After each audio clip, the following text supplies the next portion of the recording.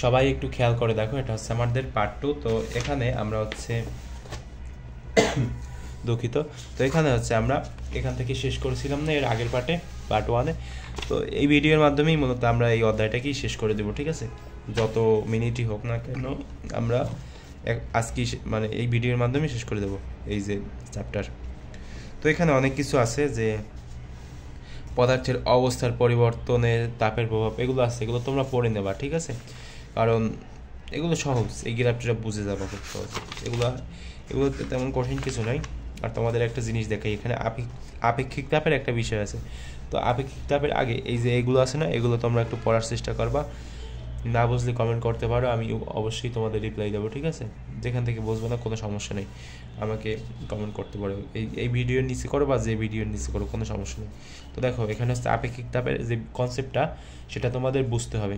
তো এখানে কি লেখা আছে, যে 1 কেজি পদার্থের তাপমাত্রা 1 কেলভিন বাড়াতে যে পরিমাণ তাপের প্রয়োজন, সেটি হচ্ছে ওই পদার্থের আপেক্ষিক তাপ।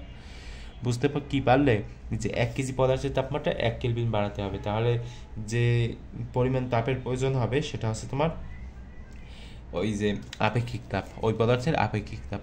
তো আপেক্ষিক তাপের যে সূত্র, সেটা হচ্ছে তোমার S = Q/m ইন্টু T2/T1, এটা হচ্ছে আমাদের সূত্র, এটা মুখস্থ করতে হবে। আর এই যে আপেক্ষিক তাপের যে একক, সেটা হচ্ছে তোমার joule per kg per kelvin, এটাও মুখস্থ করবা, কারণ যে কোনো সময় MCQ বা হচ্ছে তোমাদের যে জ্ঞানমূলক যে কোশ্চেনগুলো আছে সেখানে দিয়ে দিতে পারে। তো দেখো আমরা আরেকটা জিনিস শিখবো, সেটা হচ্ছে তোমার আপেক্ষিক তাপ যে ধারণ ক্ষমতার যে একটা বিষয়, সেটা আমরা শিখবো। এখানে দেখো কি লেখা আছে, ধারণ ক্ষমতা C বের করতে পারবো, কারণ বস্তুর ভর যদি m হয় এবং আপেক্ষিক তাপ যদি s হয়, তাহলে আমরা বলতে পারি C = ms। তো C = ms, এই ধারণা মানে এই সূত্রটা তোমাদের কাছে কিন্তু একবারে নতুন, ঠিক আছে? তো এই যে এখানে তোমার C = যে ms না, এখানে m হচ্ছে তোমার ভর এবং s হচ্ছে তোমার আপেক্ষিক তাপ, ঠিক আছে? এই যে দেখো এখানে একটা ম্যাথ আছে, যে 10 কেজি সোনার তাপ ধারণ ক্ষমতা হচ্ছে তোমার C = ms। আমি একটু এখানে করে দেখাই, তোমরা বইয়ের দিকে খেয়াল করো, যে C = ms, এরকম একটা ম্যাথ তো তোমাদের ওখানে আছে। তো এখানে কি লেখা আছে, যে 10 কেজি সোনা, ঠিক আছে? তো 10 কেজি লিখলাম, আর s এর জায়গায় আমরা কি লিখবো বলো তো? এই যে তোমার সোনার যে আপেক্ষিক যে তাপটা, সেটা হচ্ছে আমরা এখানে লিখবো যে 230 জুল পার কেলভিন, ঠিক আছে?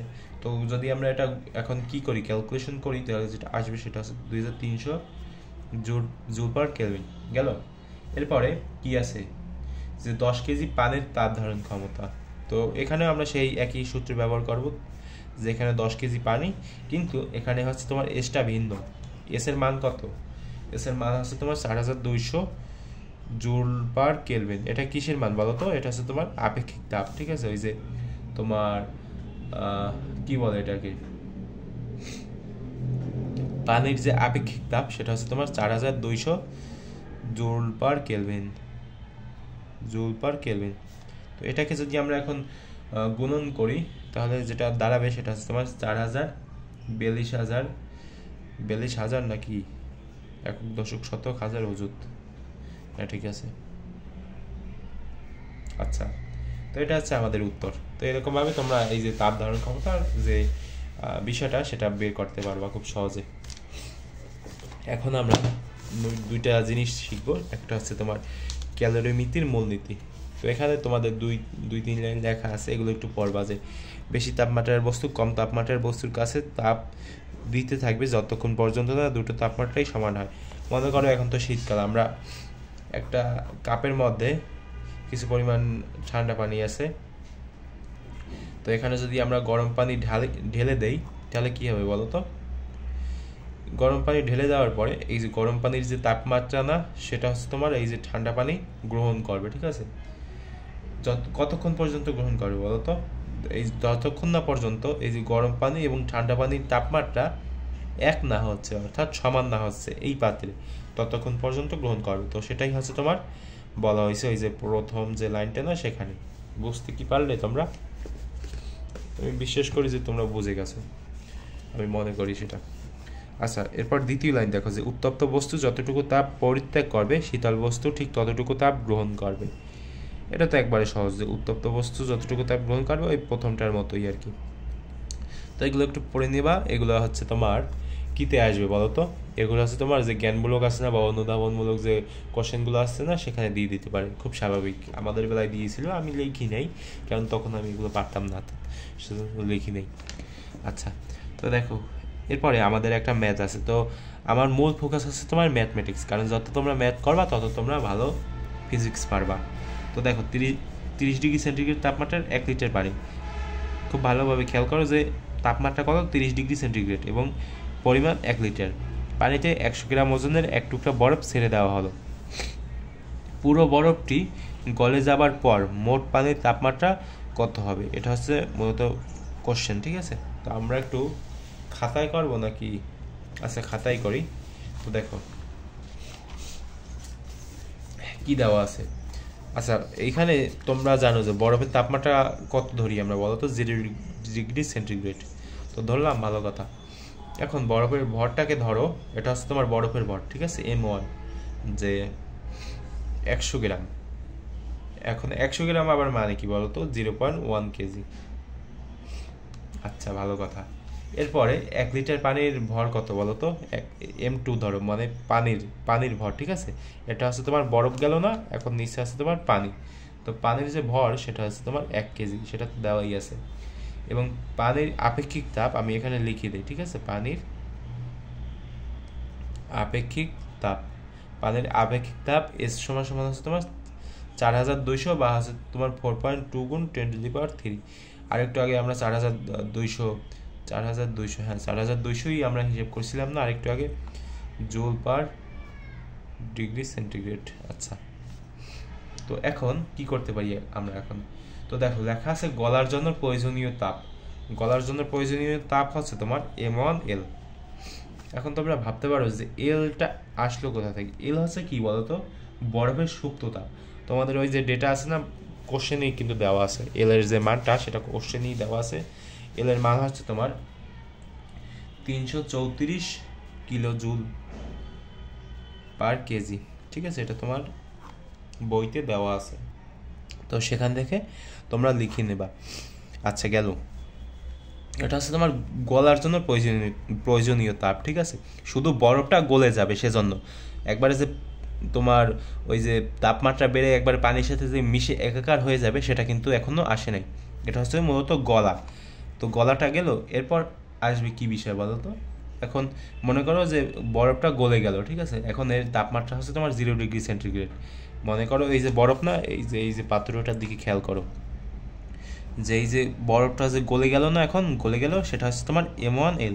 এটা জটিলভাবে নিও না, একবারে সহজভাবে নাও, সিরিয়াসভাবে নেওয়ার কোনো দরকার নাই।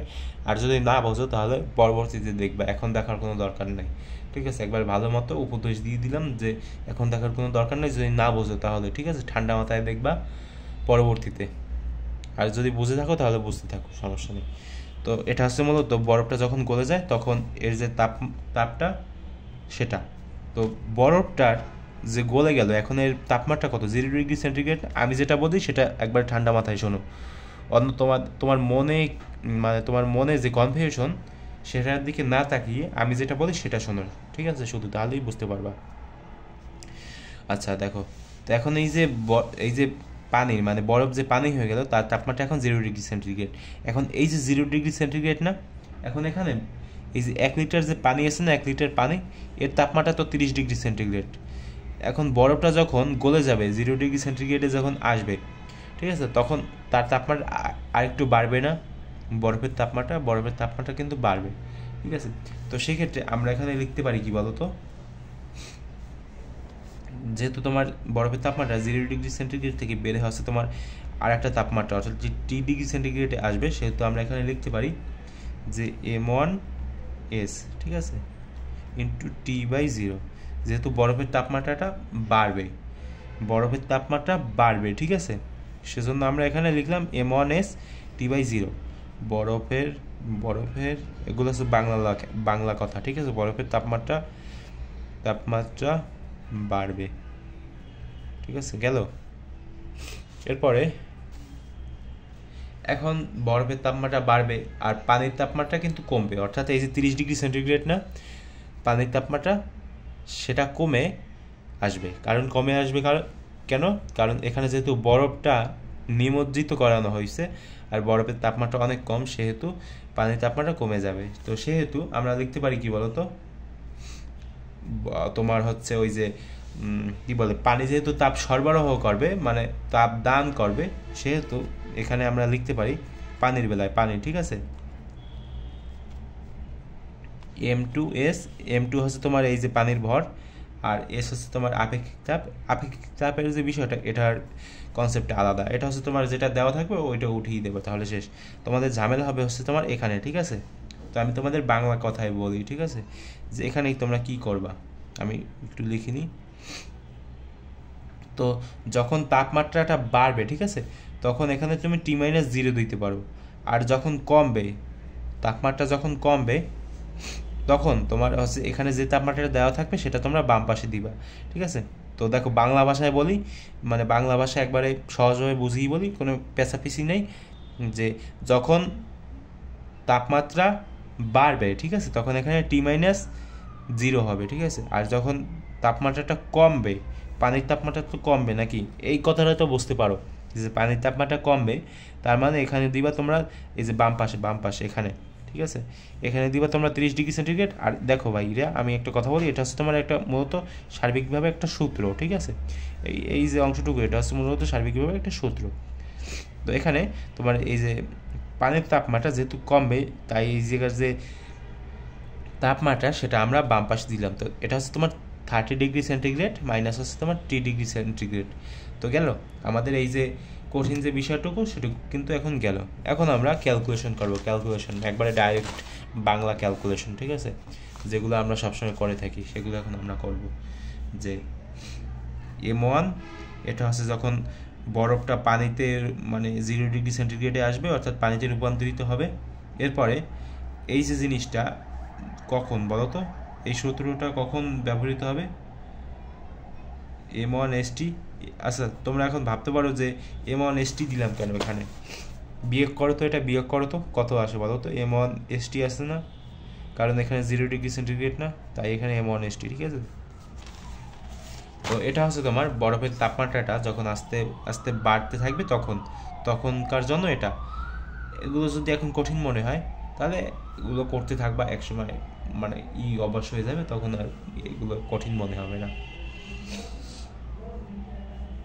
আচ্ছা, তো এরপরে কি আছে বলো তো, এরপরে যেটা আছে সেটা হচ্ছে তোমার M2S, মানে এটা হচ্ছে তোমার পানির 30 ডিগ্রি সেন্টিগ্রেড মাইনাস হচ্ছে তোমার T।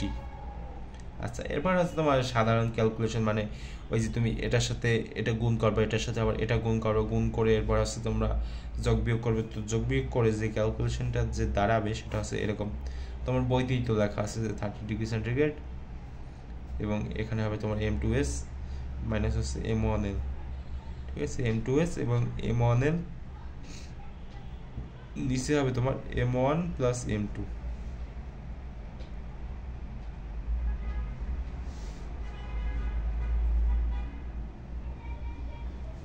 তো ক্যালকুলেশন করবা, এই যে দেখো বইতে লেখা আছে, অনেক ক্যালকুলেশন দেওয়া আছে, এগুলো তো তোমরা বুঝতেই পারো নাকি, এগুলো তো করানোর কোনো দরকার নেই। যে এগুলো তো একবারে সাধারণ ক্যালকুলেশন, এগুলো হচ্ছে তোমরা ক্যালকুলেটারে ইনপুট করবা, ইনপুট করলে যে উত্তরটা আসবে সেটা হচ্ছে তোমার 20 ডিগ্রি সেন্টিগ্রেড।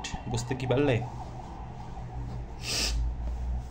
আচ্ছা, এরপরে আর একটা ম্যাথ, মানে ওই যে সেম টাইপেরই একবারে ম্যাথ। দেখো এখানে কি লেখা আছে, যে 75 ডিগ্রি সেন্টিগ্রেড তাপমাত্রার 2 লিটার পানিতে 20 ডিগ্রি সেন্টিগ্রেড তাপমাত্রার 1 লিটার পানি যোগ করা হলে চূড়ান্ত তাপমাত্রা কত, ঠিক আছে। তো 75 ডিগ্রি সেন্টিগ্রেড তাপমাত্রার 2 লিটার পানি, তো সেই 2 লিটার পানিতে 20 ডিগ্রি সেন্টিগ্রেড তাপমাত্রার 1 লিটার পানি যোগ করা হলো, তো সেটা বলা হয়েছে। তো আমরা লিখলাম এখানে, খাতায় করিয়ে দেখিয়ে দিই, যে 1 লিটার পানির ভর হচ্ছে তোমার 1 লিটার পানির ভর হচ্ছে তোমার M1 সমান হচ্ছে তোমার 1 কেজি, ঠিক আছে। আর 2 লিটার পানির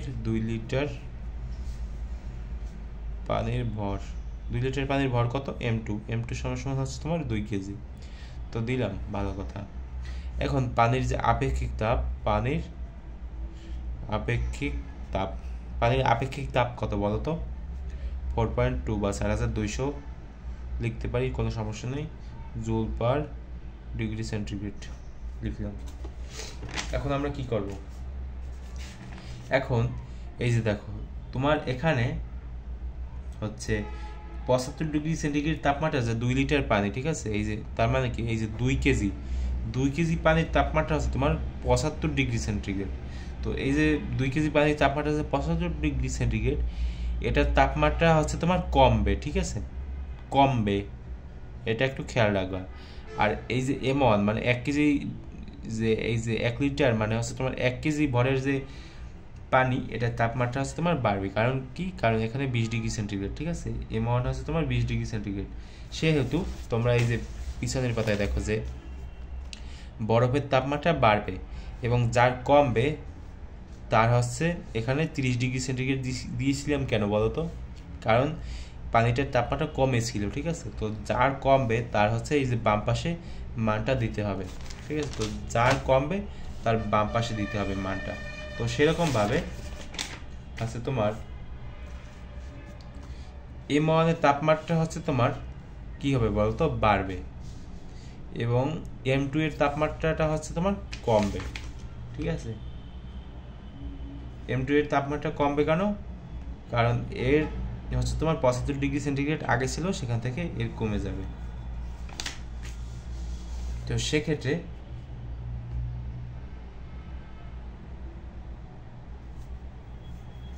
আমরা এখানে এই এরকমভাবে লিখতে পারি যে M1S, আমার কথা কি বুঝতে পারছো নাকি বুঝো নাই? যদি না বুঝে থাকো তাহলে একটু রিপিট করার চেষ্টা করো, এই ভিডিওটা একটু রিপিট করো, তাহলে বুঝে যাবা।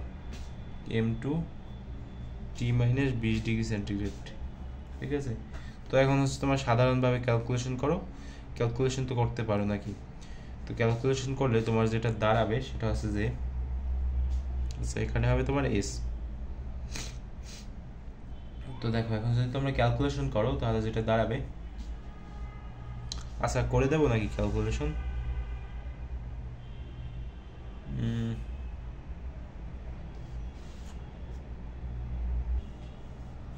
আচ্ছা দেখো তোমাদের বইতেই ক্যালকুলেশন করা আছে, সমস্যা নেই। তোমাদের যে উত্তরটা মানে তোমাদের হচ্ছে কনসেপ্ট ক্লিয়ার করার কথা, ঠিক আছে।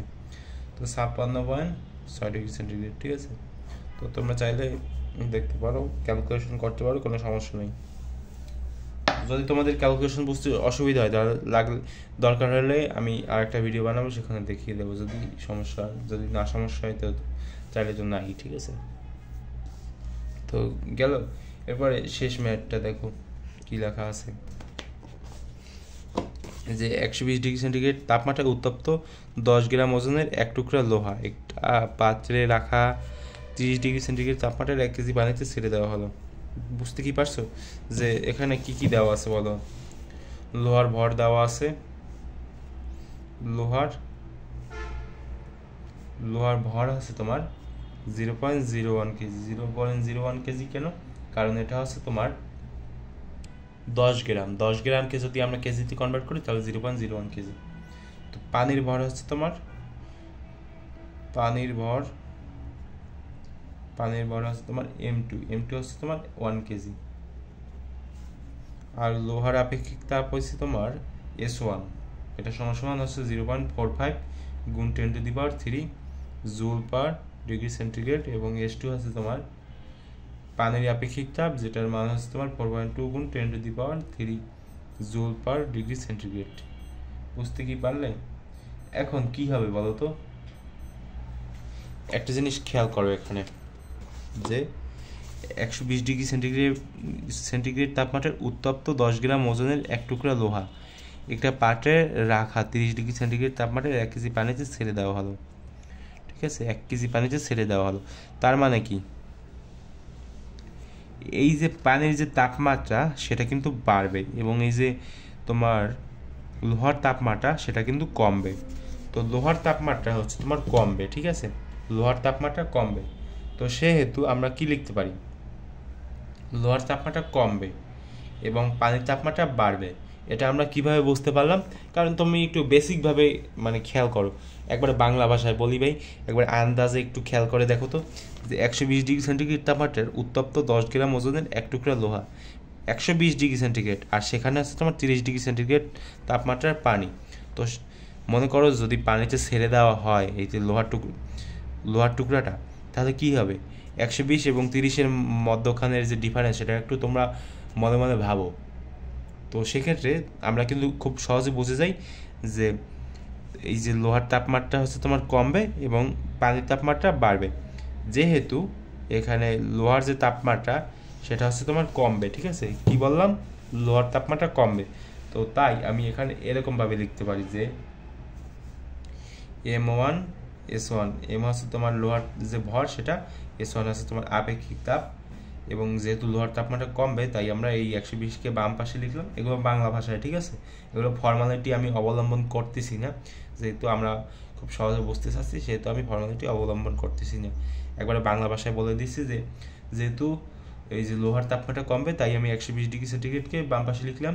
তোমাদের বোঝার সুবিধার্থে বললাম কিন্তু, ঠিক আছে, এগুলো কিন্তু মানে এরকম কিন্তু বলা ঠিক না। আর যেহেতু তোমার পানির তাপমাত্রা কি হবে বলো তো? বাড়বে। তো সেহেতু আমরা যার তাপমাত্রা বাড়বে তার জন্য আমরা টি লিখবো বাম পাশে, T-30 ডিগ্রি সেন্টিগ্রেড।